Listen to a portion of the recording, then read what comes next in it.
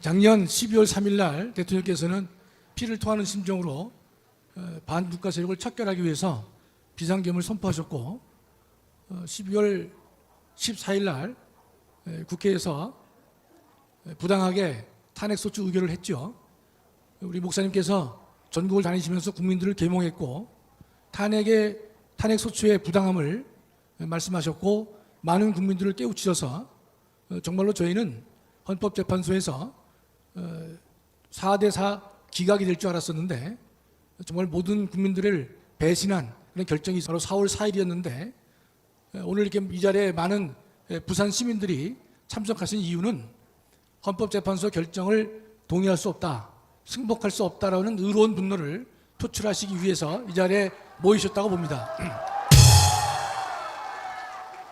목사님께서 천만 서명을 강조하시는 가장 중요한 이유는 천만 서명이 천만 저항이 되야 될 것이다. 그런 의미로 천만 저항을 통해서 무너져 내리는 대한민국을 바로 세워야 될 것이다. 거기에 중점을 두고 계시는 것이죠.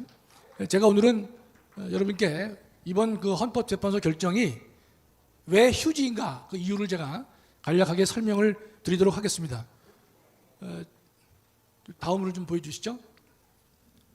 제가 그 주어진 시간이 제한적이라고 보기 때문에 가능한 빠른 속도로 좀 말씀을 드리도록 하겠습니다. 근본 헌법재판소 탄핵 인용 결정은 정의를 깡그리 무시한 파렴치한 것으로 판결이라기보다는 휴지에 불과하다. 휴지인 이유를 제가 말씀을 드리고자 하는 것이에요. 다음이요.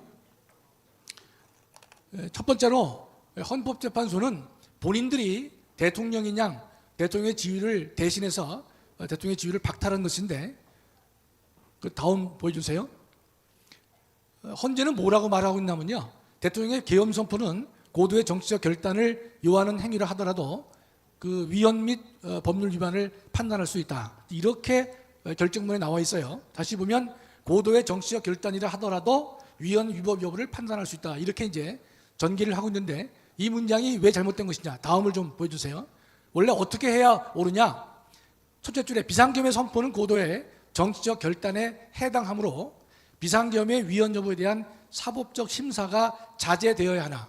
고도의 정치적 행위이기 때문에 사법심사가 자제되어 옳다. 그러나 비상계엄의 위헌 위법 여부의 판단이 모두 면제되는 것은 아닐 것이다. 이렇게 논증을 해야 옳은 것인데 비상계엄이 고도의 정치적 결단이라 하더라도 위헌 여부를 심사할 수 있다라는 단순 논리를 폈다고 하는 것은요. 헌법재판소가 그 결정이 신중하지 못했다는 걸 알 수가 있는 것이죠. 전체 국민이 뽑은 대한민국 최고의 민주적 정당성을 지닌 대통령을 임명을 받은 9명의 재판관에 의해서 난도질 당한 것이기 때문에 우리는 승복하기가 어려운 것이다. 그 논리 전개부터 잘못된 것이다. 이렇게 볼 수밖에 없는 것입니다. 다음이요. 그 다음에 그 계엄에 대해서 이런 말을 이제 헌재가 하고 있는 것이에요. 둘째 줄에 보시면 행정 및 사법 기능의 수행이 현저히 곤란한 상황이 현실적으로 발생이 된다. 이 현실적이라는 단어에 여러분이 주목을 하시면 좋겠어요. 그러니까 지금의 상황에 있어서 이 곤란한 상황이 현실적으로 발생해야 되는데 현실적으로 발생하지 않았다라고 하면서 드는 예를 보겠습니다. 다음이요. 2025년도 예산안에 대해서 헌재는 이런 얼토당토한 말을 하고 있어요. 2025년도 예산안은 셋째 줄에 국회 예결 특위의 의결이 있었을 뿐 본회의에 의결이 있었던 것은 아니다. 우리가 예산안에 대해서 예산 농단을 했기 때문에 대통령이 여러 가지 어려움을 표시하셨는데 이 헌법재판소는 뭐라 그러느냐. 아직 2025년도 예산이 본회의를 통과하지 않지 않았느냐. 따라서 현실적으로 위험이 발생하지 않았다라는 이런 논리를 펴고 있는 것입니다. 그럼 이해가 되십니까? 아니 지금 민주당이 절대 다수를 취하고 있고 그 다음에 예결위를 통과했으면 당연히 본회의는 형식적 절차에 불과한 거 아니겠습니까? 그럼에도 불구하고 헌법재판소는 아직 본회의 의결이 있었던 것이 아니기 때문에 대한민국의 이 비상사태가 현실적으로 발생하지 않았다라는 상식적으로 이해가 안 되는 논리를 펴고 있는 것입니다. 그래서 우리는 이 분노를 감출 수가 없는 것입니다. 다음이요. 일사부재의 원칙도 위반하지 않았다 그랬는데 단순하게 이렇게 얘기를 하는 것이죠. 첫 번째 12월 7일 날 대통령의 산핵 소추안이 부결됐는데 그 다음 14일 날 통과가 됐거든요. 국회에서. 그랬을 경우에는 회계를 달리했기 때문에 일사부재에 어긋나지 않는다 이렇게 얘기를 하고 있는데요. 이것은 대학교 2학년 정도의 학생이 이해하는 일사부재가 되는 것이, 그 정도 얘기는 누구나 다 할 수 있는 것입니다. 그러면 다음을 좀 보겠습니다. 이 문제는 어떻게 배워오느냐? 이거는 보통 일사부재가 되려면요, 일반 의안에 관한 것은 저 논리가 맞아요. 이번 회기 때 부결됐기 때문에 이번 회기에서는 안 된다, 다음 회기로 넘겨야 된다, 그 논리가 일사부재의인데, 여러분도 예컨대 여러분 단체에서 일사부재를 많이 적용을 하셨을 것으로 보는 것이에요. 그런데 이 안은요, 단순한 의안이 아니라 대통령에 대한 파면 징계를 요구했는데 12월 7일 날 국회에서 부결됐습니다. 파면해달라고 요구를 했는데 국회가 그걸 받아들이지 않았단 말이죠. 그렇다면 그 다음 주에 동일한 사유로 다시 파면해달라고 요구할 수가 있겠는가? 두 번째, 요구를 의결할 수 있겠는가? 상식적으로 이건 이해가 되지가 않는 것이죠. 여러분이나 제가 어느 단체나 조직에서 지난 12월 7일 날 탄핵 파면해달라고 해서 징계위원회가 열렸어요. 근데 징계위원회가 파면 사유에 해당하지 않는다라고 해서 기각을 내렸으면 더 이상은 파면 청구를 해서는 안 된다 이 뜻입니다. 두 번 징계를 해달라고 요구할 수가 없는 것이죠. 새로운 증거가 발생하지 않는 한 해서는 안 되는 짓인데, 그런 일을 국회가 했음에도 불구하고 헌법재판소는 거기에 그 불법에 눈을 감았다, 침묵했다, 이런 뜻입니다. 다음이요. 내란죄를 철회했지만 문제가 없다. 여러분, 이게 참 가슴을 치고 우리가 이 참담한 심정이 알 수가 없는 것인데, 탄핵소추 의결할 때 80%를 내란죄 혐의로 했던 것이에요. 그랬는데 헌재에다가 심판 청구할 때 내란죄를 철회했다면 소추 의결과 심판 청구에는 동일성이 없다라고 보는 것입니다. 따라서 세 줄 보시면 다시 국회로 돌려보내 재의결을 받게 해야 되는 것입니다. 만일에 그렇게 안 한다면 동일성이 없기 때문에 각하를 결정해야 됩니다. 심판 대상이 안 된다라고 봐야 되는데, 이 헌재는 막무가내로 전혀 문제가 없다, 이런 식으로 이제 가고 있는 것이죠.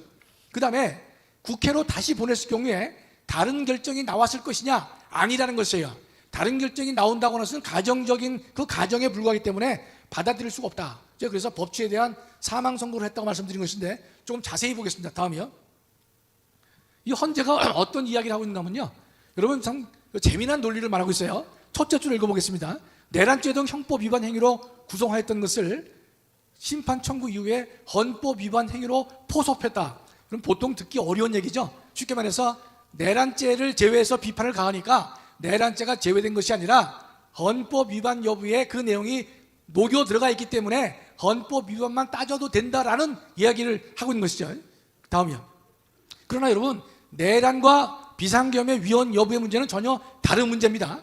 여러분 그걸 잘 기억해 두시면 좋겠어요. 둘째 줄 보면 내란은 뭐냐? 형법상 내란은 국헌문란과 폭동이 있어야 되는데 그게 내란죄거든요. 만일에 여러분 비상계엄이 절차상 내용상 하자가 있었다고 한다면요, 그거는 그거 써있죠. 제가 셋째 줄에 직권남용에 불과합니다. 전혀 다른 것입니다.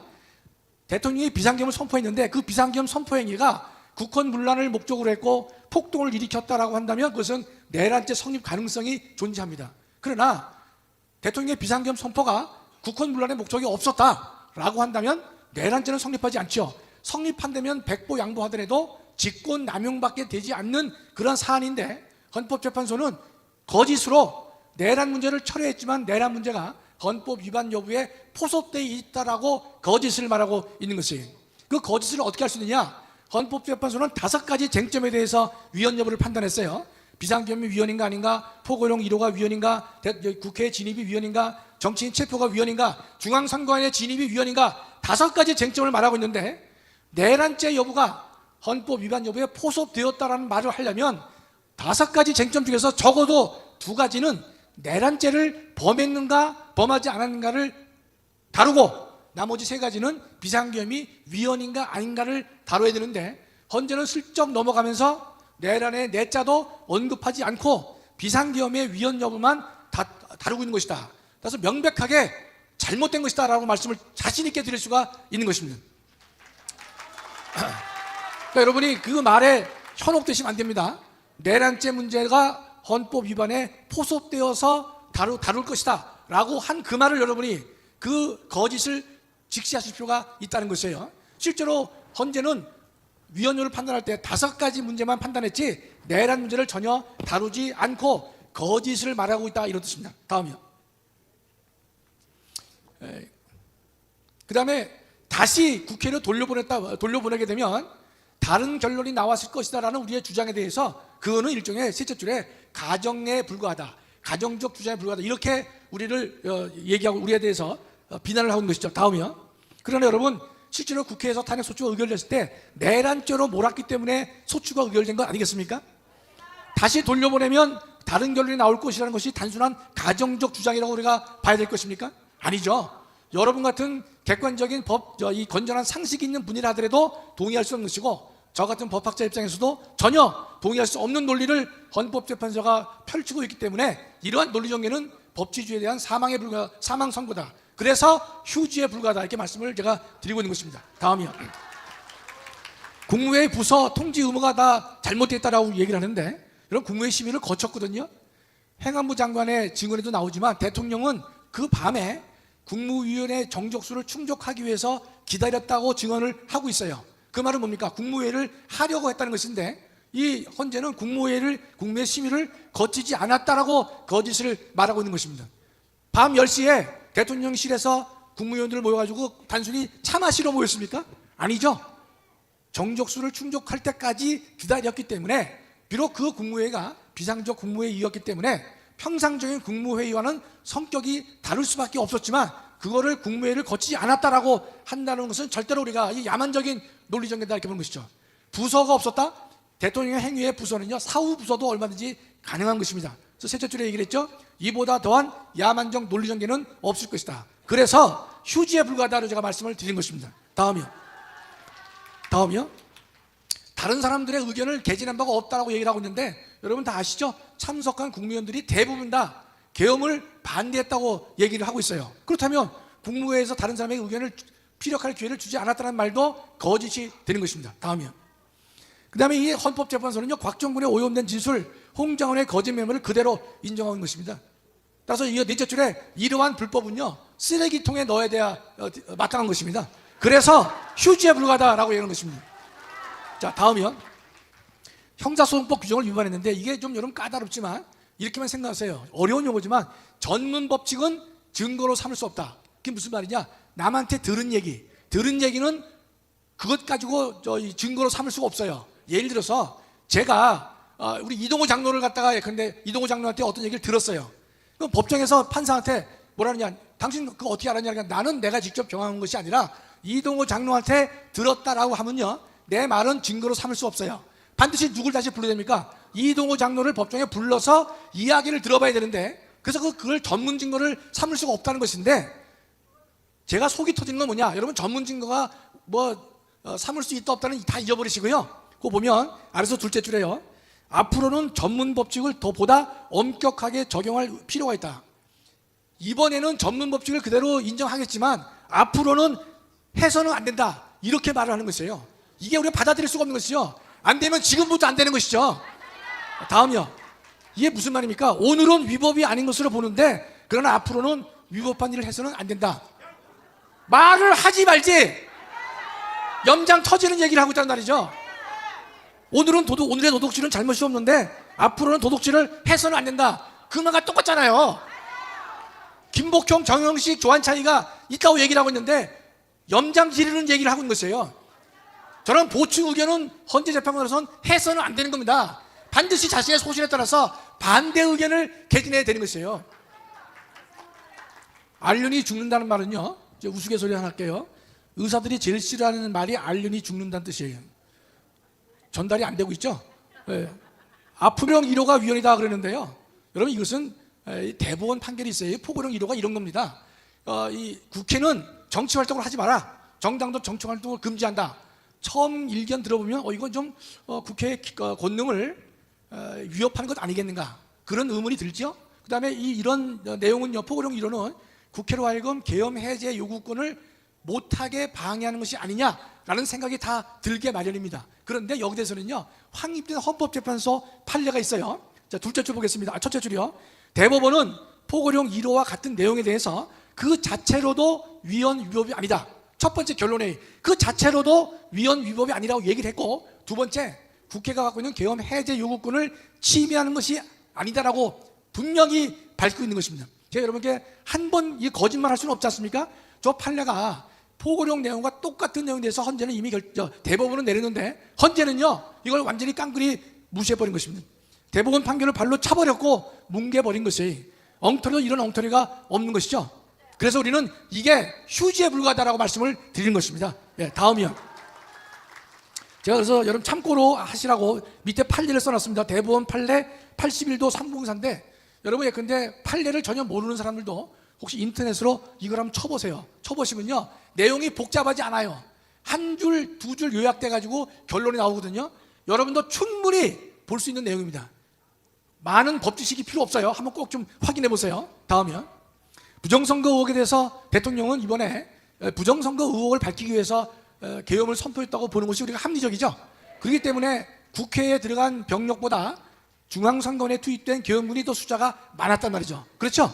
그러면 부정선거 의혹을 해소하기 위해서 계엄을 선포했다고 얘기를 하는데 헌재는 뭐라느냐, 문영배는 어떠한 의혹이 있다는 것만으로 중대한 위기 사항이 현실적으로 발생했다고 볼 수 없다, 이런 말을 해요.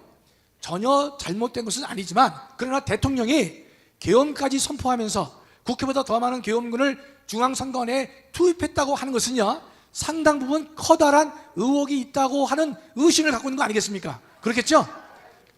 부정선거의 개연성이 높기 때문에 한번 살펴보겠다는 의미가 되는 것이에요. 만일에 마지막 줄에 거짓이 분명하다면 못 넘어 이미 법적으로 처벌을 했겠죠.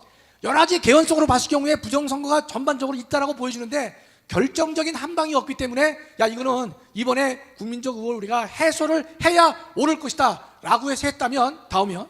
그러면 대통령이 뭘 주장했냐면요 투표지 숫자와 투표자 명부 숫자를 한번 비교해 보자라고 신청을 했는데 단칼에 헌재가 거절했습니다. 이거는 전문가들 얘기 들어보니까요 한 2, 3일만 소요되면 되는 것이고 비용도 수십억밖에 안 드는 내용이라고 하는 거예요. 근데 이거 갖다가 이번에 못하면 언제 해봅니까? 해볼 수가 없잖아요. 그렇다면 대통령이 부정선거 의혹 때문에 이 일을 했나 보구나라는 생각이 있다면 적어도 이 문제는 받아들여서 한 번쯤은 검토를 해봐야 옳은 것인데 단칼에 거절을 한 것입니다. 다음이요. 그 다음에 제일 신경질 나는 것은요 중앙선관위에 압수수색 들어갔지 않습니까? 여기 대해서 영장 없이 압수수색을 한 것은 영장주의 위반이라고 하는데 이건 명백하게 잘못된 것입니다. 무슨 말이냐? 헌법 77조를 보면요 대통령이 비상계엄을 선포하면 영장에 대해서 특별한 조치를 할 수 있다고 헌법이 되어 있어요. 그때 특별한 조치는 뭐겠느냐? 모든 헌법 교수들이 일치해서 어떤 얘기를 하고 있느냐? 비상계엄이 선포된 때에는 영장에 대해서 특별한 조치를 할 수 있다는 말은 영장주의의 예외가 가능하다라고 모든 헌법 책들이 이렇게 쓰고 있는 것이에요. 그럼 비상계엄이 선포되면요 중앙선거원에 들어가서 압수수색할 때 영장이 필요할까요, 안 할까요? 필요 없는 거예요. 헌법이 이렇게 말하고 있단 말이죠. 그런데도 불구하고 영장 없이 압수수색하는 것은 영장주의를 위반한 것이다? 저는 이러한 논리에 소위 자유우파라는 이 재판관들이 여기 대해서 아니다라는 말을 못하는 이 대한민국에 살고 있다는 것이 너무나 부끄럽습니다. 너무나 부끄러운 것이에요. 우리가 목사님께서 천만 서명은 다른 말로 말하면 천만 저항이거든요. 우리가 왜 헌재 판결에서 목숨 걸고 저항해야 될 것이냐, 이런 논리를 우리가 받아들일 수가 없기 때문에 그런 것이에요. 이 운동에는, 이 저항운동에는요 1000만도 부족한 것이에요. 건전한 상식이 있는 것이라면, 대한민국을 사랑한다면 이런 더러운 판결에 휴지에 불과한 이 결정문에 대해서 우리가 눈을 감아서는 안 되는 것이고 강력하게 저항을 해야 될 것이라고 저는 선포하는 것입니다. 자, 다음이요. 정치인 체포, 법관 체포를 기정사실로 만들고 있는 것인데 실제로 이 대통령은 그 홍장원의 메모가 거짓이라는 사실을 우리가 알 수 있지 않습니까? 둘째 줄에 대통령은 체포에 채자도 꺼내지 않았다는 대통령의 진술은 발로 걷어차버렸어요. 정청래의 허위 주장을 마치 사실인 양 받아들이기 때문에 명백한 불법이다. 그래서 휴지에 불과하다, 이렇게 말씀을 제가 드리는 것입니다. 예, 다음이요. 얼마 안 남았습니다. 지금 이제 헌재가 뭐라는가 하면요, 우리는 예컨대 30회의 탄핵 소추에 의해서 국정 마비가 됐다고 얘기했죠. 수많은 입법 폭주를 우리가 봤죠. 거기다 입법 예산 농단까지 봤죠. 거기에 대해서 뭐라고 말하느냐, 이 문영배는요 그것에 대해서는 평상적인 방법으로 대처를 해야 되는 것이지 국가 긴급권으로 방어해서는 안 된다, 그렇게 말을 하고 있어요. 세 가지에 대해서 평상적인 방법으로 대처해야지 왜 병력을 통해서 국가긴급권을 발동하고 있느냐, 이렇게 꾸짖고 있는 것이에요. 다음이요. 자, 그러면 제가 여러분께 물어보겠습니다. 야당의 폭거를 막을 방법이 존재했어요? 탄핵을 마구잡이로 하고 법을 만드는데 그나마 입법 폭주에 대해서는 대통령의 유일한 방법이 거부권밖에 없었습니다. 그렇죠? 거부권은 적극적으로 국정을 이끌어가는 것이 아니라 소극적으로 방어하는 것이에요. 그나마 이 거부권에 의해서 좀 막아왔죠. 그러나 예산농단에 대해서는 우리가 아무런 할 일이 없지 않습니까? 2025년도 예산이 아직 통과가 안 됐기 때문에 국가 위기 상황이 현실적으로 발생하지 않았다는 이런 논리가 여러분 이게 가당한 얘기입니까? 전혀 받아들일 수 없는 것이죠, 이게요. 자, 두 번째 보면요. 지금 현재는 평상적인 정치적 사법적 방법으로 얼마든지 대처가 가능한데 왜 긴급권을 행사하느냐, 이렇게 이해하고 있지만 여러분 보세요. 둘째 줄에 민주당이 민주주의 원리 자체를 부정하고 다수의 힘으로 무엇이든지 밀어붙이는 야당을 견제할 현행 헌법상 민주적 방법이 존재하지 않기 때문에 최후의 나라를 지키는 수단으로서 개혁을 선포한 것이고 국가 긴급권을 선포한 것이다, 이 뜻입니다. 저는 여덟의 재판관에 묻고 싶은 것이 뭐냐, 야, 너희가 말하는 헌법이 허용하는 자구책이 무엇인지 단 하나라도 얘기해 달라는 뜻이에요. 단 한 건도 없는 것이에요. 그럼에도 불구하고 근데 대통령이 왜 긴급권 행사하느냐. 여러분, 이번에 사태에서 저항권을 강조하시고 행사한 분이 대한민국에 두 분 계세요. 한 분이 전광훈 목사님이고 한 분은 윤석열 대통령입니다. 우리 전광훈 목사님은 헌법이 부여한 저항권은 헌법이 부여할 필요도 없어요. 헌법에 근거가 없어도 당연히 할 수 있는 인간의 권리인 것인데, 우리 목사님께서는 우리 국민들을 깨우치면서 저항으로 파괴된 헌정 질서를 회복해 오를 것이다라고 주장하셨죠. 그래서 윤석열 대통령의 지지율을 50% 넘게 만들었잖아요. 그 업적에 대해서 대한민국 어느 누구도 이의 제기를 하지를 못하고 있지 않습니까? 두 번째로는 누가 또 저항권 행사했느냐, 윤석열 대통령이 저항권을 행사한 것이에요. 그게 무슨 말이냐, 비상계엄은 국가 긴급권인데 비상계엄과 또는 국가 긴급권은요, 누구를 위해서 저항한 것이냐, 국가 자체를 지키기 위해서 저항한 것입니다. 따라서 우리 전 목사님이 강조하시는 국민 저항권과 윤 대통령이 행하신 비상계엄은요, 본질이 같은 것입니다. 목사님이 하신 것은 국민을 지키기 위해서 파괴된 헌정 질서를 회복하기 위해서 저항을 하셨다면, 윤석열 대통령이 하신 저항은 국가 자체가 무너졌기 때문에 국가를 지키기 위한 자구책으로서의 저항권을 행사했다, 이 뜻입니다. 그 저항권이 법적으로 뭐가 됩니까? 그게 바로 국가 긴급권이 되는 것이고 비상계엄의 형태로 발동이 된 것이에요. 자, 제가 정리하겠습니다. 윤 대통령이 행하신 저항권은 일단은 법적으로는 아직 우리가 완성을 하지 못했습니다. 그러나 우리 전 목사님이 지금 전국을 다니시면서 다시 한번 국민을 깨우치고 잘못된 헌재 결정을 우리가 부정하고 50여일 남아있는 대한민국을 살리는 그 선거에서 우리 모두는 분노를 통해서 대한민국을 살릴 수 있는 후보를 만들어내야 될 것이다, 그런 일을 목사님께서 시작하고 계시죠? 여기에 대해서 오늘 제일 먼저 부산을 방문하셨는데 부산이 대한민국에서 가장 중요한 도시 아닙니까? 부산에 계시는 애국 동지 여러분이 우리 목사님의 큰 뜻을 떠받들어 주시고 윤석열 대통령의 법적으로 실패한 그 저항, 우리 전 목사님이 하시는 이 국민 저항권을 우리가 살려서 반드시 대한민국을 바르게 만들어야 될 것이고 파괴된 헌정 질서를 바로 원상회복시켜야 될 것이고 50일 남은 대선에서 국민들의 이 저항, 이 울분, 분노를 통해서 대한민국을 살릴 후보를 만드는 그 일에 부산 시민 모두가 목숨 걸고 함께 동참해 주시기를 간절히 부탁드립니다. 감사합니다.